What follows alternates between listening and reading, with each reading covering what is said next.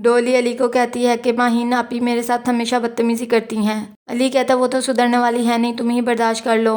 डोली कहती है अपनी बहन को भी समझाया करें। माहीन ज़ैनी को कहती है ज़ारा को प्रेग्नेंट नहीं होना चाहिए था, ऐसा ना हो बच्चा होने के बाद वो बच्चा रख कर ज़ारा को यहाँ पर भेज दे।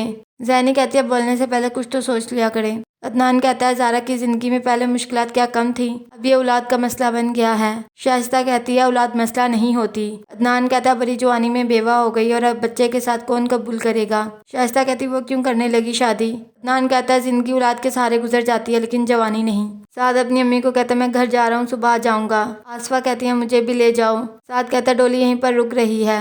आसफा कहती है फिर तुम क्यों घर जा रहे हो, कोई वजह है? ज़ैनी के साथ मैं तनाव महसूस कर रही हूँ तुम्हारा। डोली भी मुझे बता रही थी। साद कहता है डोली को तो वैसे ही आदत है, ऐसा कुछ भी नहीं है। ज़ारा अपनी अम्मी को कॉल करती है और कहती मेरा दिल बहुत घबरा रहा है। दिल को अभी इस दुनिया से नहीं जाना चाहिए था, मैं उसके बगैर ज़िंदगी कैसे गुजारूंगी। सरवत अपनी बेटी की बातें सुनकर बहुत रोती है, उनसे हौसला देती है और चुप करवाती है।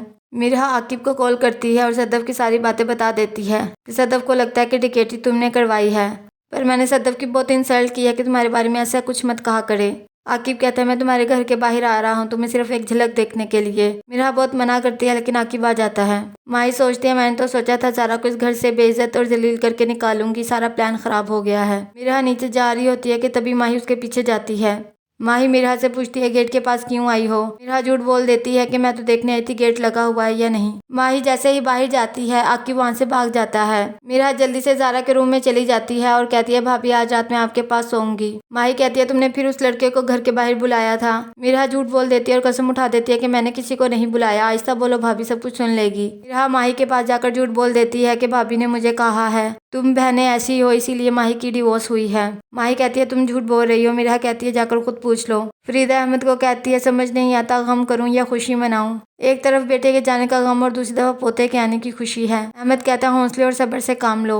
डोली साद को कहती है अम्मी की दवाई लेने जाना है, मुझे ले चलो। साद कहता है ज़ैनी के कॉलेज जाने का टाइम हो रहा है, मैं उसे ड्रॉप करके आता हूँ फिर ले जाऊंगा। अदनान डोली को कहता है मैं तुम्हारे साथ चलता हूँ। साद मना कर देता है कि मैं आऊँगा तो खुद लेकर जाऊँगा। अदनान डोली को भड़का देता है कि देखो ज़ैनी ने कैसे साद को पीछे लगाया हुआ है, तुम भी अली को लगा लो। डोली कहती है वक्त आने पर मैं सबको बताऊंगी कि मैं क्या क्या कर सकती हूँ।